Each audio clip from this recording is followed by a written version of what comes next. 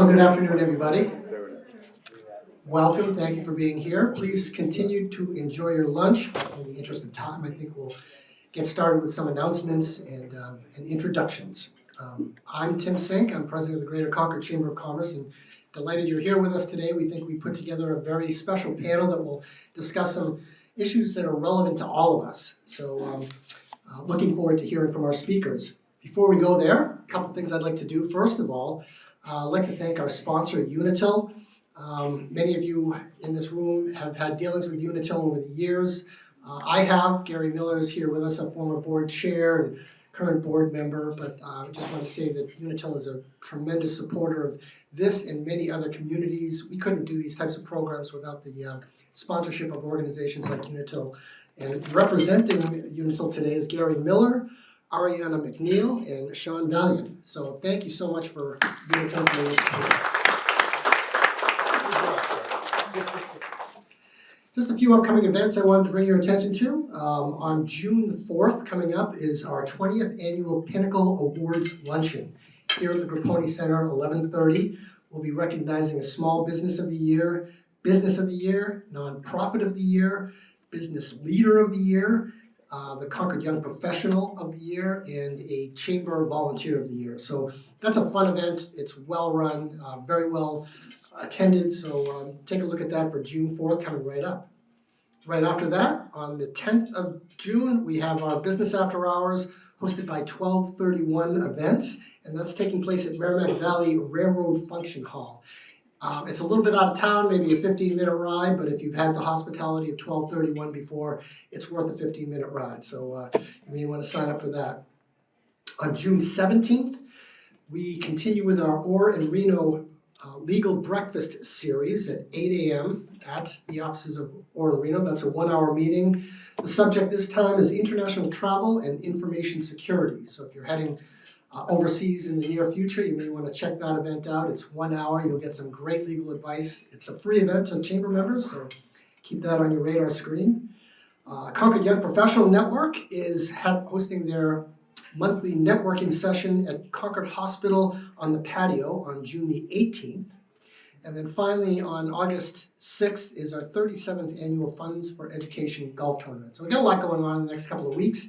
There's more events online that I'm not going to give you all the detail on, but check out the Chamber website and you can see everything that is going on. So at this point, I'm going to introduce all three of our speakers, and then they'll come up and make remarks one at a time. They'll take about 10 minutes or less to make their presentations. Then we'll have a few minutes for Q&A, so be thinking about what you may want to ask our panelists. We're going to start by introducing Steve McAllister. Steve is Vice President of the Eastern Region at the U.S. Chamber of Commerce, where he oversees advocacy and engagement efforts across the 6 New England states: New York, New Jersey, Delaware, West Virginia, and Maryland.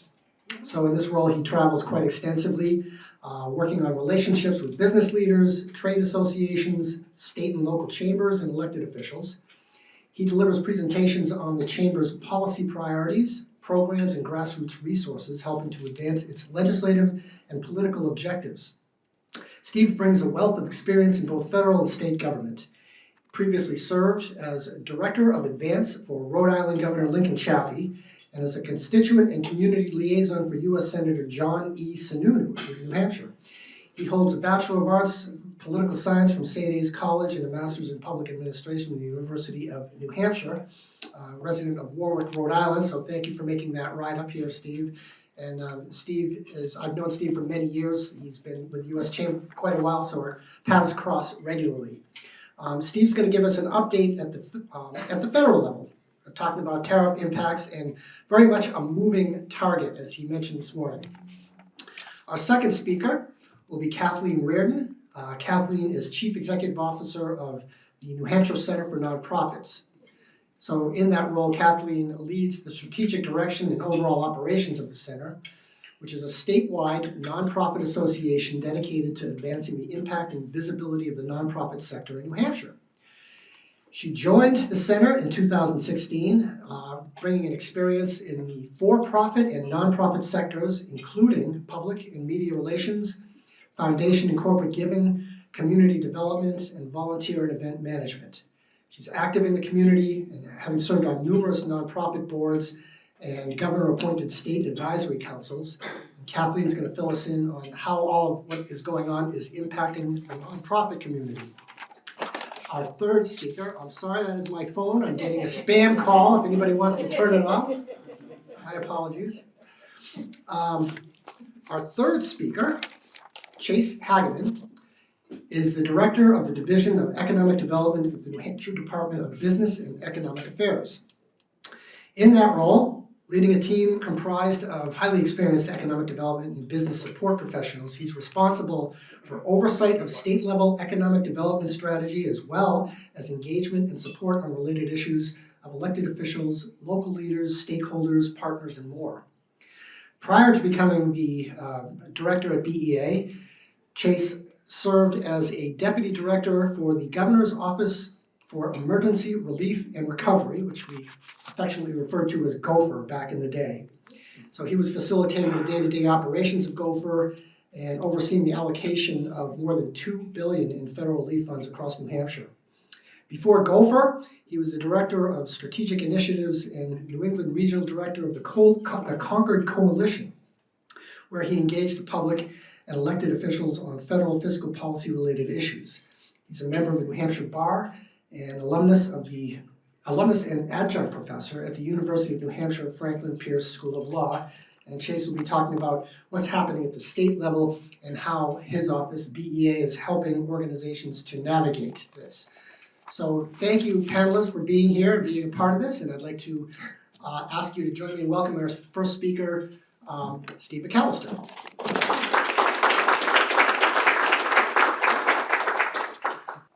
Good afternoon, everyone. Great to be here in Concord.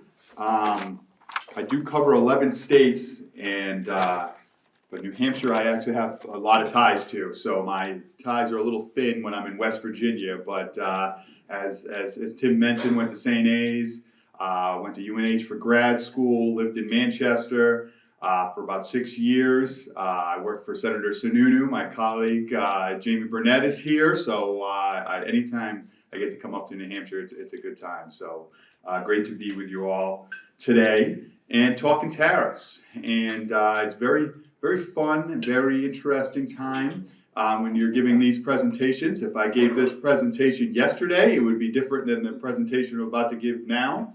At the beginning of April, I gave a presentation. I had this beautiful PowerPoint presentation for everybody, and I had a nice picture of the president when he was holding that chart that had all the tariffs for all the different companies. Gave the presentation to a group just like this. Thought it went pretty well. Got in the car, had about a 2-hour ride ahead of me, so I wanted to check my emails and Twitter and whatnot before I pulled out, and I saw that the president had suspended them for 90 days. I said, wow, I didn't even leave the parking lot before my presentation was stale. So hopefully make it a little bit more today, but I woke up this morning with news that things have changed, so I'll touch on that a little bit as we kind of dive in to find out exactly what that means, and it goes into the whole part of all this uncertainty and how it is going to affect the business community. So when we're talking about these tariffs, we're talking about trade, and trade is hugely important to the United States and to here in New Hampshire. So what we always say at the U.S. Chamber is trade means growth. So 41 million American jobs are supported directly by international trade. And these are high-paying jobs as well. We found that these jobs pay about 18% higher than non-trade related jobs. So these are good, high-paying jobs that are being affected. That's nationally, but we wanted to show the impact that has here in New Hampshire. So let's see if I can.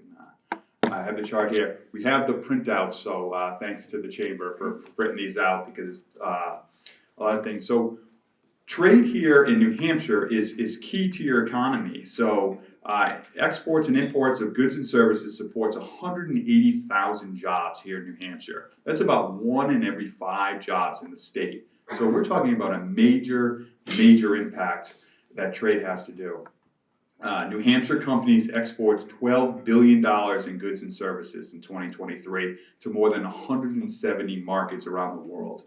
Not surprising, Your number one trade partner is Canada, then Germany, then Mexico, Ireland, and China. So you can kind of see here on the chart, I'll let you go through that to see, what you're exporting and stuff like that. But this is a major impact that's going to have on your economy here and jobs. Top goods and services exports from New Hampshire. You do computers and electronic products, transportation equipment, business and personal and technical services is what you're exporting out. Foreign headquartered companies directly employ over 50,000 New Hampshire workers. So when we're talking about these trades and these tariffs, especially the ones with Canada and Mexico, it has a major impact on New Hampshire. Obviously with the whole United States, but directly here in New Hampshire. So that's why this is such an important issue for the business community to take a look at. And the fact that these tariffs keep changing and we're trying to get things is really negatively impacting the business community. Now, not all tariffs are bad. We understand that there's a reason why tariffs are important. They help with anti-dumping, national security issues.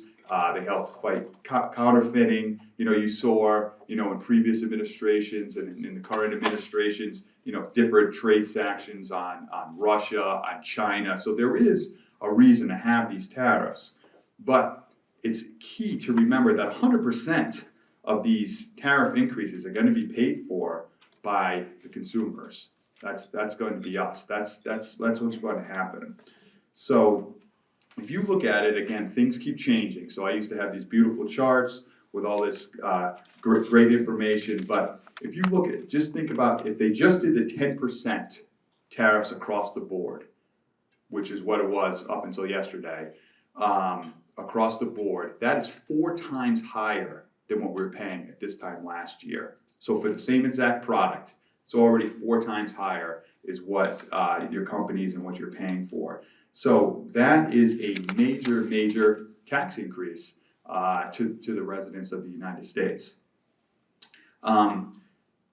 What has changed? So the old process, anytime they wanted to change and have a trade agreement, there was an old process where you give notification, then there would be public comment, and then there'd be a long runway. So we would know, okay, we have this new agreement with Canada or whatever the country is, and for example, they would say, 1 year from today, this will be the new rate, so that businesses have time to adjust. You can make those decisions and to go with that. What the administration is doing is they are now using the International Economic Emergency Empowers Act. So now they no longer have to give notice, they no longer have to take public comment, and they can implement these new tariffs instantly, and they can change them instantly, which is what we're seeing here. So that is a major, major change, which is having an effect on the US economy.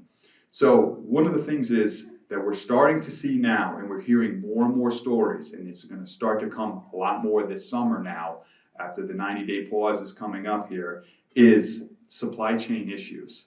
Because what we're finding, what we are hearing from, is people are trying to time the market, because it's almost impossible. So if you have a contract with a company overseas and they're supposed to send you X amount of widgets, they are waiting now because they're saying, well, it's 10% today, but maybe it's 5% tomorrow. I don't want to overpay. So they're holding back, and that is going to start seeing major effects. And it's even if your company doesn't do directly imports, you may be buying things from a company that does imports, and then now you can't give you the product, so you can't deliver. So that is something that we are really concerned about, and we're starting to hear stories about, and we're going to start hear stories more and more as that comes up.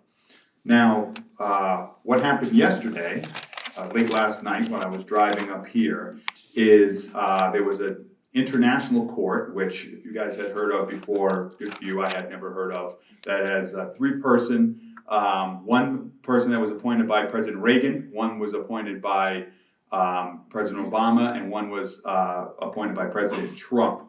And they kind of suspended these 10% tariffs across the board the way that the president did it. So it has taken a hit now. So we're still kind of digging into that at the U.S. Chamber. We're going to be doing a briefing with our trade officials later today. They're talking to the administration, they're talking to different people to try to get all the details, but it's still clear as mud because it doesn't cover everything. So there's still, the administration has done tariffs in a number of different ways. So this was just one way that this court decided that they can't do this and put the hold on it. But there are still other ways that the other legal ways that they've done this. So there's still on parts on automobile parts, they're still being affected. There's some parts that are still carved out because they were implemented with a different empowered act from the president. So it's really difficult to kind of get your hands around this. So that's what we want to talk about and really want to highlight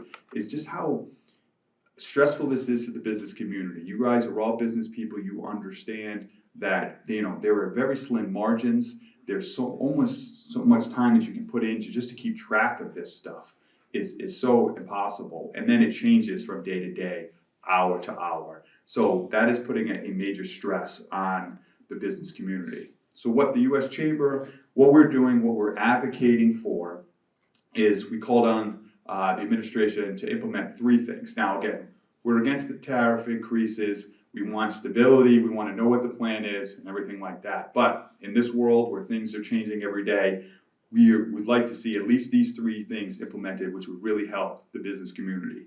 One, we want to provide automatic exclusions from new tariffs to any small business. So if you're a small business, and we would use the definition from the SBA uses as a small business, you exempt these small businesses that are doing exports and imports from these tariffs because they don't have the margins or the capital reserves to sustain these overnight increases. So that's the first thing that we've called on. We've also called on providing automatic exclusions from all products that can't be produced here in the United States. We cannot produce coffee, we can't produce bananas. There's certain materials that the United States just can't produce, but now we're putting tariffs on those. So it's kind of, not working out. So that's one of the reasons why we're calling on those. It's like, listen, if we can't even produce it here in the United States, let's not tariff that. Why increase the costs to us? And finally, we want to establish a process for the businesses to quickly obtain exclusions in situations where a company can show that if a new tariff is applied, that new tariff would have a direct effect, negative effect on their employment, meaning they're going to have to lay off a lot of workers because they need to make, they need to stay in business. If they have to pay these new fines and these new tariffs, that they would have to lay off X amount of people and stuff like that. So that's more of for like the larger companies is something that we've called on. So we've sent that to the administration, waiting to hear back on their thoughts on that. But these are just some of the things. Again, the uncertainty is the big issue right now. You're trying to get your work, you're trying to get your products out, you're trying to pay your employees, you're trying to do the healthcare, you're trying to go into your kids' games after. There's only so much bandwidth that business leaders, business owners, business employees can do. All this uncertainty just really hurts the economy and it hurts the United States. So we are working every day with members of Congress and the administration to try to settle this down. Let's figure out, what the best things. I mean, we have great, partnerships with Canada. I'm sure there's companies here today that do work with Canada and stuff like that. We should be able to negotiate. We should be able to do that. The other issue is, even during this 90-day pause, that, these, unilateral trade agreements usually takes years to be negotiated and agreed upon. So now we're talking about 90 days turning this around. So again, it's very difficult. So what can happen during this pause, if you will, you can see that the administration, they can extend it another 90 days if they think they're making some good negotiations. They could say, no, we're just going to go with the 26% or whatever the number is going to be, or they can come up with some agreement. But the time frame has really, really, really shrunk. So I will pause there. I brought a lot of good news today. I know that, but the uncertainty, that is what the concern is. And at the U.S. Chamber, we have businesses of all sizes and all sectors, and we work with the administration on a number of things. We are one of their biggest champions on tax reform, on trying to get the Trump Tax Cuts and Jobs Act extended. We worked with the members of the House, and now we're working with members of the Senate to get that extended. We're his number one partner in that. But on tariffs, we disagree with that because our members are hurting and we need to get that message out there and talk to you. So we're gonna try to keep everybody updated on this.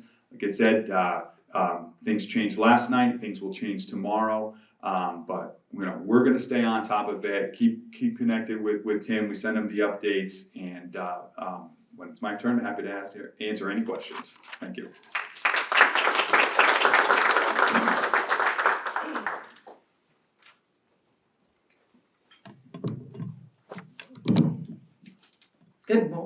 Good afternoon, not good morning here. This is a problem. All right.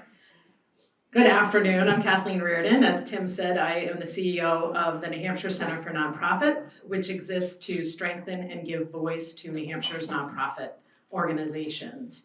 And so we provide a wide range of educational programs and advocacy on behalf of the sector. So before I get started, I would love to have a show of hands. I know there are a few nonprofit leaders in the room, so if you work for a nonprofit, just raise your hand so everyone knows, right? We've got some nonprofit leaders. Thank you for your work. And if you are employed by a for-profit, but you're involved with a nonprofit as a board member or volunteer, let's raise your hands. Awesome. So hopefully because you're board members or you're engaged, you have some awareness of some of the things that are happening. And I, of course, have to start out with just talking about how important nonprofits are to our communities. They are the backbone of our communities, delivering critical services efficiently and effectively, driving economic vitality, and strengthening the social fabric and civic engagement in our communities. And here in New Hampshire, we all know we rely really heavily on our nonprofit sector for things in some other places government does. They provide safe places for children to grow and learn, support the physical and mental health of people of all ages, provide food, housing, shelter, offer relief in times of crisis, bring art and joy to our lives, and improve our lives in countless ways. And then, of course, while you can see the direct impact nonprofits make in improving lives, it's often misunderstood how much impact they have on our economy. They create and sustain jobs. More than 14% of workers in New Hampshire are employed by nonprofits. That's 84,000 jobs, paying $5.8 billion in wages. And they foster economic vitality in other ways by contributing to the community, attracting tourist dollars. All of the reasons that we live in New Hampshire are oftentimes part of nonprofits. So when I was thinking about 10 minutes talking about all the things that are happening with executive orders and actions in this brief presentation, I thought I would at least start with an analogy that would be appropriate. And what I came up with is what we are seeing is like the perfect storm, where you may recall there was not just one storm, but a confluence of powerful weather systems, a hurricane and raging seas. And I don't want to take the metaphor too far about the ship going down, but we are in some real rough waters here. Nonprofits are facing multiple threats, including loss of federal funding for essential services, threats to their tax-exempt status, changes in tax policy that will further erode resources for nonprofits, and changes to safety net programs that will hurt our neighbors and likely increase demand for services for nonprofits. If there is one thing I'd like you to take away from today's conversation, it's this: every one of us benefits from a nonprofit, and these dramatic changes are threatening the abilities of nonprofits to continue their essential work in our communities, and that will impact all of us. So we've talked a lot about executive orders.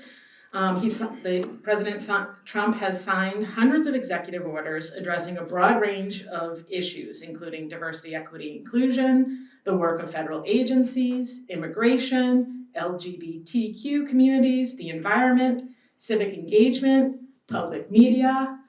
Many, many of these are at the heart of nonprofit missions. The National Council for Nonprofits, of which we are a member, has put together a chart that is now 26 pages long of the executive orders that are impacting nonprofit organizations. And following all of the lawsuits, all of the other actions, to do, as Steve said earlier with the tariffs, right? There's so much to track and monitor. Nonprofits are spending a lot of time trying to understand how things are impacting them. One of the executive orders that's gotten particular focus and areas of concern for nonprofits of all types is the one related to diversity, equity, and inclusion. This order would require every federal grant or contract to certify it is compliant with anti-discrimination laws and does not promote any unlawful DEI programs. Keep in mind, many nonprofit missions are focused on providing services and access to our most vulnerable community members. And prior to this executive order, federal grant funding often required nonprofits to provide these DEI practices. So nonprofit organizations have had to make impossible decisions determining how much risk their boards are willing to take, what they need to do. Do they need to scrub the language on their websites? Do they need to change the language in reporting? And many of them have been advised to do so. What would happen if they no longer had federal funding? And there are just a lot of impossible conversations. And I've recently heard that, so this order had required nonprofits or the agencies to look at all of the programs. And so recently heard that federal agencies have delayed expected funding announcements for programs serving the homelessness while they scrub the applications on their applications. So they're leaving nonprofits uncertain if the funding will be available to them. And in many cases, because of the downsizing of government agencies, nonprofits are unable to get answers to their questions because their regional contact is no longer there, their other contact in the federal agencies are there. And even organizations who don't have federal funding are grappling with the impacts of this order. Organizations whose services are designed to support specific populations like immigrants, BIPOC leaders, LGBTQ communities are under even more stress. And first and foremost, they are working to ensure that the people they serve are safe. And there's a lot of fear out there. You may all recall in late January, the Office of Management and Budget, OMB, issued a memo putting an immediate freeze to federal grants and disbursements. This halted more than $3 trillion in federal financial assistance nationwide and impacted New Hampshire nonprofits. Payment portals stopped working and organizations had difficulty getting responses from their contacts. I want to underscore these were disbursements and grants that were already awarded and where nonprofits were already providing services. And while there was a breath of relief when the memo was rescinded and nonprofits were able to access grant payment systems, the disruption created a lot of fear and uncertainty. And as one nonprofit leader told me, the episode shattered her agency's confidence in the federal government signed contract. They had no confidence that they were going to be reimbursed for this work. And while government contracting processes are not always the most straightforward, and there are some challenges in good times, never before this unprecedented action did nonprofits not believe that the funding would eventually be paid. I mean, we're accustomed to managing complex contracts and being accountable to how our public dollars are spent and that services are delivered effectively. And so certainly, if you didn't meet the parts of your contract, you would expect reimbursement to be delayed. But this was a situation where grants were being terminated on an ideological basis with little or no explanation, and after they were already awarded. And despite the preliminary injunction, the National Council filed suit about the OMB, and there was a preliminary injunction that has been issued. But grant terminations are happening, and we're hearing and seeing that in the news. It's impacting our food banks, it's impacting our arts organizations, it's impacting our service AmeriCorps programs, it's impacting organizations that serve the elderly. And it's not just funding that's at stake. Nonprofits' tax-exempt status is being threatened. You've probably read recent news about actions that the administration is focusing on Harvard University. And in fact, President Trump did suggest that he could strip Harvard of its tax-exempt status, and the IRS is reportedly looking into doing so. While the immediate focus might appear to be a single large academic institution, the implication of these threats are much broader. If the IRS could remove Harvard's exemption for ideological purposes, what's to keep it from doing so for smaller, less resourced nonprofits? And while we're focusing today on federal actions, I can say there was legislation that was introduced in this session at our state house that proposed similar things to remove nonprofit status if an organization was serving a certain population. Luckily, that was defeated. Yeah, I knew my time was going to go fast, so I'm trying to move things. I'm trying to update as I go along here. I will just say too, nonprofits are now closely watching the tax bill that is going through the House. It's completed the House, it's at the Senate now. And there are several issues that would impact nonprofits adversely. Increasing excise tax on foundations, increasing taxes on nonprofits themselves, discouraging charitable donations made by individuals and corporations. And since this is a business crowd, I will say the corporation tax, it would introduce a floor where you would have to give 1% of your earnings, taxable earnings, but in order for them to be deductible. So that would discourage corporate giving at a time when there are so many uncertainties and a need for resources and likely increase in needs. We don't need those resources to go away. So I know I'm at my time, but I can tell you that nonprofits remain focused on their missions. They're working with their boards and management to really assess and leaning in, communicating with their donors and leaning in with other nonprofits to help stand together. And I hope that I get the opportunity to tell you what you can do afterwards. Thank you.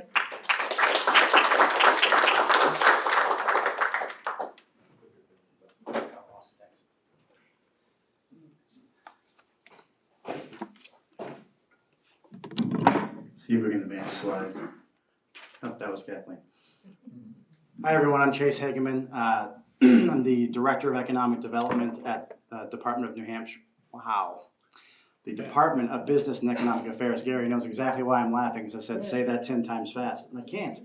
I've been with the agency for going on 2 years now, really enjoying this role, a lot of opportunity to work with businesses and partners. Before I dive in, it's pretty much all downside going last, because I got to make up the lost time. Plus, I want to focus on the Q&A, which is the best part of a conversation like this anyway. And are there any Schitt's Creek fans in here? Sometimes when I walk up here, I feel a little bit like Bob, I'm going to go talk to Johnny about some great idea, say something outlandish. I'm going to try really hard not to do that today. Don't worry, there's time. Always great to see familiar faces. Gary, Tim, you're going to be missed horribly. Brianna, working with you back in the days of Sippin, Angie from Red River, Jamie from Sightline, Dan over here from Senator Shaheen's office. Always great to see familiar faces in events like this, but I'm also usually now no longer shocked that BEA is kind of like the best kept secret. So show of hands if you feel pretty confident that you know all that BEA does. Yeah, exactly. Dan's heard this speech a few times, so I'm not going to go there yet. The classic mantra of I'm from the state and I'm here to help, that's pretty much what BEA does. It's an entire agency with the sole focus of helping steward the state's economy and quality of life. So we have several divisions, teams within those divisions. I have no time to actually talk about all of those things. We could spend an hour on each of our areas of focus. So my hope from this is that you take away the fact that you've got an entire government agency here to help you as a business leader and being part of the business community, to support you in any way that we can, and that also we're very happy to meet with you one-on-one, have a follow-up conversation, have a coffee, have another event. There's lots to discuss. So with that being said, I already mentioned that BEA is here to steward the state's economy and quality of life. We do that through the coordinated efforts of three main divisions. We have a division of travel and tourism, planning and community development, which is a new one that was created earlier this year, which pulled a few different teams together in housing, the Office of Planning and Development, and broadband. And there's a lot to unpack I'm going to do travel and tourism and DPCD a huge disservice by telling you how many things they do, but going into no detail. Travel and tourism has been in the news lately, one being an industry pretty impacted by what's going on in the world around us, but also it being a source of investment of state revenue through promotion and marketing, helping drive people into our state, into our local communities, and creating more state revenue. They do a lot more beyond that, but that's been the primary focus the last few months. Planning and community development, I mentioned that housing and broadband and the Office of Planning and Development. So they do everything from run this awesome program called Invest in H and Housing Champions to all the broadband infrastructure build out that's occurring across the state. Fun fact, through that effort, we're now at less than 1% of the state that doesn't have access to high-speed broadband, which is a game changer for our rural communities. And then we've also got the Office of Planning and Development that does a lot of technical assistance and education with our municipalities across the state. And then we have economic development, which is my area of focus and where I will spend most of the time talking. We have several teams at DED focused on business recruitment and development, business resources, helping those that are here, running several grant programs, which may not surprise you, can be impacted by what's happening at the federal level. There are a couple tax credit programs that we run, but the focus I want to really hone in on here is that we have a team of real people, experts in their areas, assigned by region, assigned by industry, that can work with you on a whole host of things. Everything from, but wait, there's more. If you are interested in expanding your exports across the globe, or you've never done that before and want to learn how to do it, if you want to get involved with government contracting, we can help support that. We can connect you with key agencies and partners. Think of BEA as kind of a funnel to all the different types of support and assistance that might be available through the state or through our many partners. I mean, Kathleen hit the nail on the head. We do almost everything in New Hampshire through nonprofits, and we've got a lot of great nonprofit partners, a lot of quasi-governmental agencies like the Business Finance Authority, CDFA. We work a lot with the Small Business Development Center. So all these critical partners across the state are integral to what we do as an agency and how we engage our business community. Anything I want to hit before I move on? I'm really trying to get to Q&A over here, Tim, so that we can talk more about what's happening. But I didn't want to get into the topics of the day without talking about what BEA does at a higher level, because one small difference in terms of being a state agency relative to a nonprofit or a trade association is we don't really have, in many respects, an advocacy role.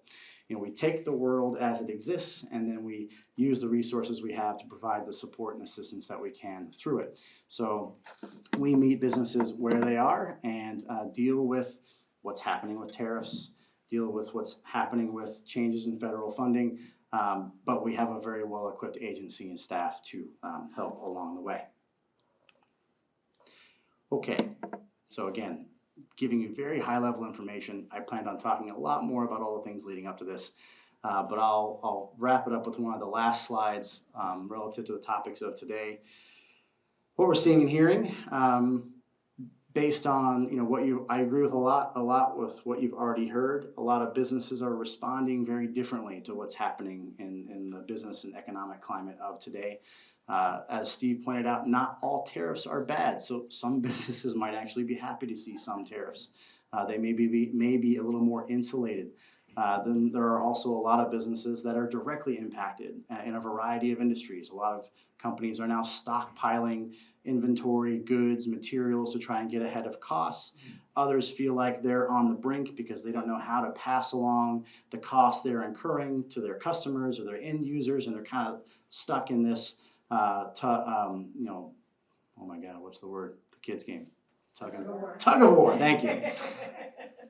Crowd interaction, planned all along. And then what we're doing about it, I mentioned all the different things that our agency does. One thing we have an Office of International Commerce, which is a direct point of contact for businesses that are dealing with tariff issues, because we can help navigate a lot of those complex issues even talk about things like foreign trade zones, which Dan is well aware of. It's not a silver bullet. There are no silver bullets for these issues right now, but there are potential resources, conversations, connections that we can make and help walk businesses through them. Again, there's seldom, one option fixes everything or a cure-all. There at times may be no way to avoid the challenge that a business is facing. It's more about adapting and evolving, through this environment, which we can be of assistance with as well, including connecting you with key partners that can be equipped to help you through it also. So all that being said, we, although we take the world as we see it, we try to be very forward-looking and forward-focused so we can help get businesses and communities through these things as opposed to being focused on being stuck where we are. So key takeaway, I'm from the government and here to help. We have a lot of people that are willing to be right in the room with you and talk you through all the challenges your business may be facing or the opportunities you see ahead. And we're a funnel to a lot of great partners across the state to help navigate what can be really uncertain times. So I'm going to stop talking. I'm going to leave you with this last slide. Brian Groth is one of our business resource specialists. We have 4 regions identified for those staff. Brian is the central southern part of the state, so I listed him because Concord would be included. And then Adam Boltic is the head of our Office of International Commerce. So 2 key points of contact for you. And Tim, you guys can share this slide deck. So everyone in the room will have those emails in a slide. So I saw some people taking photos of the screen. You can do that, or you can wait for the email. That's fine. Either way, look forward to the Q&A. Thanks so much. I have to bring this with me. I do have some questions, but I wanted to give the audience a chance to jump in now if you had something burning that you wanted to ask. Please do. Not seeing that. Angie told me she was going to heckle me, so. No heckling. You did a great job. So my first question is for Steve McAllister. And Steve, I wanted to ask you if U.S. Chamber or you see any silver linings out there and certain things I'm thinking of relative to are tariffs generating significant income that can offset expenses elsewhere? Are we seeing more manufacturing coming from offshore back to the United States based on some of these tariffs? I mean, are there any good things out there? Yeah, I mean, I think that's what the president is trying to do. I mean, I think that's ultimately his goal is, if we have all this tariff, all this new fund coming in, it may force more companies to manufacture here in the United States, bring their companies back here. I think that's the ultimate goal and what he's trying to do. But process matters, and it always has, and it always will. And that's really, the people that run their businesses, are some of the smartest and creative and people in the world. They just need to know the roadmap, and that seems to be the issue, is that all these stops and starts, and it's really hard to know from day to day. So I did want to just clarify, because what the change was yesterday was those country-specific tariffs. On Liberation Day earlier this spring, that the president say that's what has been paused by the court yesterday. But there's still, these tariffs that were done in different ways, different legislative ways or different administrative ways. So there's still like this 25% levy on metals and automobile parts that are being imported here. So again, it's clear as mud, and that's the issue. But I understand what the president ultimately, what his goal is to bring jobs back, to manufacture more in the United States, have them have their headquarters here in the United States, and that's a great goal, and we would love to have that. But the process matters, and that seems to be part of the issue. Understood. One question I've asked several different people, and I've never been able to get a good answer, is if the tariffs are raising significant amounts of money, are those tariffs earmarked, or is that revenue earmarked? I don't expect you to have an answer to that, but it seems like if we're raising a ton of money, there's gotta be something that good comes out of that, and I don't know where that money goes, but anyway. Yeah, exactly. Let's- And the money hasn't come in yet either, because they keep pausing it, so we don't know. Next question for Kathleen. Kathleen, as you were exiting the podium, it sounded like you wanted to talk about what we can do. It sounds like your industry is really under fire right now, lots of uncertainty. So do you have advice for Yeah. what folks should do? Yeah, that would be great. Thanks, Tim. So obviously, as I mentioned, nonprofits are really leaning in to try and figure out how to navigate these difficult changes. And, you know, like you were talking about for-profits not having much time to plan on the tariffs, we've been seeing real sudden issues as well. So, you know, we're trying to provide information for nonprofits and support. But part of why I asked when we started about who here was on a board, I think that one of the things that we are asking is we're asking you to stand up for nonprofits, stand with nonprofits. If you are not involved, this is a great time to become a board member and to help organizations think through what some of these scenarios are and to advocate on behalf of nonprofits. I would say, you know, this is one of those things that board members don't always understand, that we can advocate and we can communicate about what is happening, how it impacts our communities, and what difference changes can make. And then finally, continue to support nonprofits and the causes you care about. We have coming up our New Hampshire Gives, which is our 24-hour online giving event. It's the largest day of giving across the state on June 10th and 11th. It would be a great time to show your support for nonprofits. Okay, Kathleen. Case question for you. Can you talk a little bit about the businesses in New Hampshire that are most impacted by what's going on? All of them, no. I think with the reality of where we are, the breadth of the tariffs, the breadth of the changes in federal funding, it's hard to find an industry or a company that isn't impacted in some capacity, good or bad, by what's happening. The obvious ones, you know, when you think about tariffs and what's going on with trade is, you know, hospitality, tourism, manufacturing. But we have stories from companies all across the map, all across the state, sharing, you know, what their struggles are, what their challenges are, how they're trying to make do. And it's everything from the food industry to advanced manufacturing and life sciences. So yes, I could give examples, and we probably spend most of the time talking about it.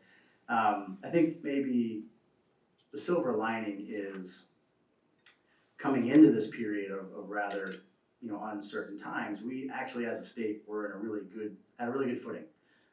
Economically, you know, industry-wise, you know, our prime industries are growing. People have been moving to the state and still continue to. We continue to see businesses wanting to be in New Hampshire, moving up from Massachusetts, moving from abroad. We have teams that are focused on, you know, targeting certain parts of the country, certain industries to bring people here, you know, companies here to help with supply chain issues, and to plug them into our great workforce and all the effort that's going on there. So it's tough because we were sort of like in fifth gear flying down the highway, and now we're like, you know, shifting down a little bit. Okay, most businesses are, you know, what am I going to do? You know, am I going to make the investment? Am I going to make the hire? Are we going to do this expansion? You know, and as an agency, we're here to help with that process. You know, if they have those questions or they want to explore that, we can help take them along the way. So, you know, we're here to sort of be an optimistic, you know, level set for them in these difficult times, because we've had good times and we've had down times, and we just came through a pandemic, and it was pretty incredible to see everyone sort of band together across industries, across communities, and find a path forward that's sort of ingrained in the New Hampshire way, going back to the fact that we rely so heavily on nonprofits and partners. You know, it's in our nature to do that. So I am optimistic as we go through this. It's certainly challenging, and industries are being hit in different ways, but we're here to be helpful in that effort. Last chance for question, Tanya. It's for Kathleen. You started to mention that there were recommendations to scrub information or to look at websites. What are some of those actual examples that you could give a nonprofit when you mentioned looking at websites? What are they looking for? What are some of the language changes? But to be clear, I'm not necessarily saying that nonprofits should be scrubbing their websites necessarily. But I think that that's the conversation that nonprofits are having because of the way that the executive order around DEI is saying, any kinds of practices. So there's a lot of questions about what you should say, what you shouldn't say. There are some words that people have been, focusing on access instead of equity or things like that. There are things that people have been doing, but there's not major recommendations. And it's a challenge because I think that most nonprofits are following anti-discrimination laws and are compliant with what would be considered unlawful. But the way that everything is put out, and if you think about, there was this about DEI, and then immediately afterwards the federal freeze, that has put people into a real risk-averse situation where, if you've got 75% of your budget is federal contracts, and you risk that, that means people, elderly people will have no one to come and visit them and make sure that they're safe in their home, right? Like, it's got real consequences. So that's why organizations are saying, maybe we change the language a little bit if that keeps our clients safe. We are right at 1 o'clock. I just want a big shout out to our panel. Thank you so much for